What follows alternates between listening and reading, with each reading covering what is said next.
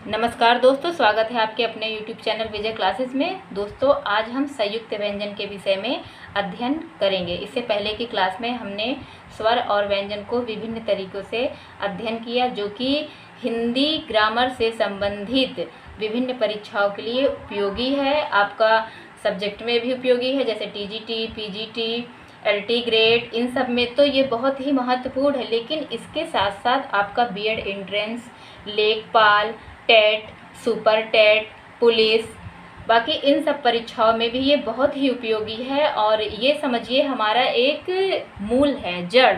इसके बिना कोई भी पेपर कंप्लीट नहीं होता है, इसलिए इसके विषय में हमें अच्छे से जानकारी होनी चाहिए।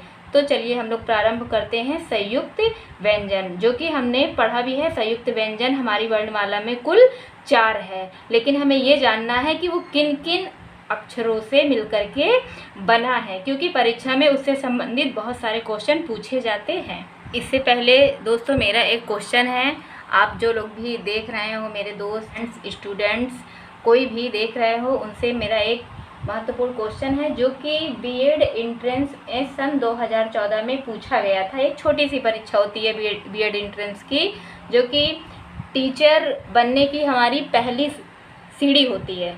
उसमें ये क्वेश्चन पूछा गया था, तो कृपया आप थोड़ा इसका आंसर ज़रूर दीजिएगा, कमेंट बॉक्स में लिखिएगा। मेरा क्वेश्चन है, हिंदी भाषा की कुल वर्ण लिपियाँ कितनी है? क्वेश्चन ये है, 2014 में ये BEd एंट्रेंस की परीक्षा में पूछा गया था। आप इसका आंसर कमेंट बॉक्स में ज़रूर दीजिएगा।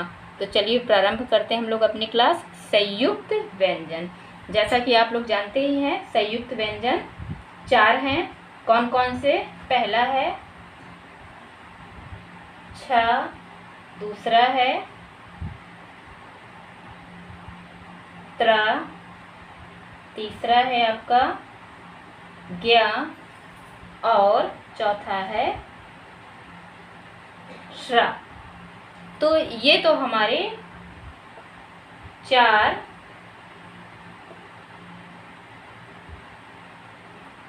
संयुक्त व्यंजन हैं। अब हमको देखना है कि इन किन व्यंजन वर्णों के प्रयोग से ये चारों बने हैं। तो सबसे पहले हम लोग देखेंगे छ। छ देखिए, आप बोल रहे हैं छ, तो छ और अ की ध्वनि आ रही है और किसी चीज़ की नहीं आ रही। तो इससे ये अंदाज़ा नहीं लगाया जा सकता कि ये किससे बना हुआ है, जब तक इसके विषय में हमें जानकारी ना हो, हमने इसके विषय में पढ़ा ना हो, तब तक हम परीक्षा में ये क्वेश्चन सॉल्व नहीं कर सकते कि छ किससे बना है। और आप लोग जानते भी होंगे, या कुछ स्टूडेंट तो जानते ही होंगे और कुछ नहीं जानते होंगे, कि हिंदी हमारी वियोगात्मक भाषा और ब्लिष्ट है। क्या है? वियोगात्मक और ब्लिष्ट भाषा है हिंदी हमारी। और संस्कृत क्या है? संस्कृत हमारी संयोगात्मक और श्लिष्ट भाषा है। तो देखिए छ, इसके अंतर्गत आपका पहला वर्ड आता है क, आधा क प्लस श, ऊष्म श, ये आपका मूर्धन्य श भी है, प्लस आ। इन तीनों वर्णों के योग से हमारा छ बना है। आप लोग जानते ही हैं कि व्यंजन वो ध्वनियाँ हैं जो स्वरों की सहायता से बोला जाता है। और स्वर क्या है? स्वर वो ध्वनियाँ हैं जिसमें किसी भी और वर्ण की सहायता की आवश्यकता नहीं होती। तो इसलिए आधा क, आधा श और आ मिलाकर के हमारी छ बनी हुई है, छ वर्ण बना हुआ है। अब हम लोग आगे देखते हैं त्रा। तो ये क्लियर हो गया होगा स्टूडेंट, आप कमेंट बॉक्स में ज़रूर बताइएगा। त्रा, अब देखिए ता और रा है, तो इसके अंतर्गत त्रा बोलने पे ता और रा निकल के आता है। तो अगर बच्चा नहीं पढ़ा है, कोई स्टूडेंट नहीं पढ़ा है मेरे, तब भी इसका आंसर आप तुक्का लगा करके दे सकते हैं। लेकिन ये जो छ है, छ का आंसर तुक्का लगा करके नहीं दे सकते हैं जब तक कि इसका अध्ययन न किया गया हो। इसलिए जानकारी ज़रूर रखनी चाहिए। अगर आप कोई भी पेपर देने जाते हैं तो उसके विषय में जानकारी होनी चाहिए। तो चलिए हम लोग देखते हैं दोस्तों त्रा। त्रा तो आप कर लेंगे तुक्का लगा के भी, आधा ता, रा, आ, तो ये त्रा बना। आधा ता कौन सी ध्वनि है आप लोग जानते ही होंगे।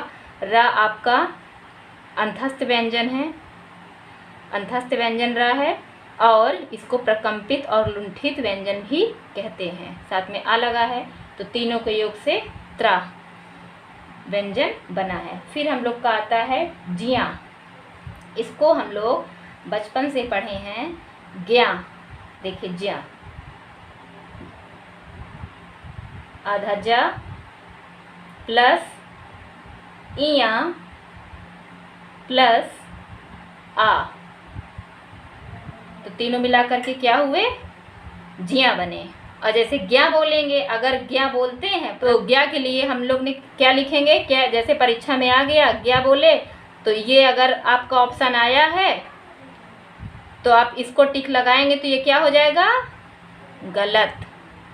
ये गलत है, बिल्कुल भी सही नहीं है, तो आपका आंसर गलत हो सकता है। इस ज कौन सी ध्वनि है, चा छा जा झा इया, तालव्य ध्वनि, याद कर लीजिए। और ये आपका इया पंचमाक्षर है, इसको पंचमाक्षर कहते हैं, ये भी तालव्य ध्वनि, चा छा जा झा इया पांचवा अक्षर है ना, पंचमाक्षर भी है और तालव्य ध्वनि यही है। और आप आ तो जानते ही हैं, स्वर है। अब ये देखते हैं आपका श्रा। श्रा के लिए बताइए क्या आएगा, मैं लिख देती हूँ। आपका ये आ गया तालव्य शा, ये ऊष्म व्यंजन है, लेकिन शा पूछा जाए इसका असली क्या है, तो तालव्य शा है, पूछ लिया जाता है ना। देखिए एक तालव्य शा है, एक ये आपका ये तालव्य शा है। मैं भी इसको कंप्लीट कर दूँ तो बता दूँ, और इसको कंप्लीट करने के बाद में बता दूंगी। शा, फिर आएगा आपका रा, ये प्लस आ, तो इसके योग से हमारा बना है श्रा। श्रा, श्रा भी कर सकते हैं क्योंकि प्रोनाउंसिएशन में आ रहा है, लेकिन आपका ये ज्ञा जो हम लोग बोलते हैं अपनी बोलचाल की भाषा में, ज्ञा में ज्ञा और या आ रहा है, बोलने पे ध्वनि यही निकल रही है। तो इससे हमारा जो, अगर हम पढ़े नहीं, अध्ययन आप नहीं किए, पढ़े नहीं, तो आपका आंसर गलत भी हो सकता है। इसलिए ध्यान दीजिएगा, इसमें आधा जा और आधा इया का प्रयोग हुआ है, इसके योग से हमारा ये बना हुआ है ज्ञा अक्षर। तो ये कंप्लीट हो गया। मैं आपको सा के विषय में बता रही थी ना, तो ये आपका जो शा है, देखिएगा दोस्तों, ये आपका है तालव्य शा, ये और आपका है दंत शा, और ये आपका है मूर्धा शा। ये तीन शा है, तीनों वेरी इंपॉर्टेंट रहता है, पेपर में ज़रूर पूछे जाते हैं। आप किसी पिछले वर्ष का पेपर, कोई भी पुराना पेपर उठा के देख लीजिए, कहीं ना कहीं किसी न किसी पेपर में आपको ये मिल जाएगा। तो दोस्तों क्लास अच्छी लगी हो तो प्लीज़ लाइक शेयर सब्सक्राइब ज़रूर कीजिएगा। धन्यवाद।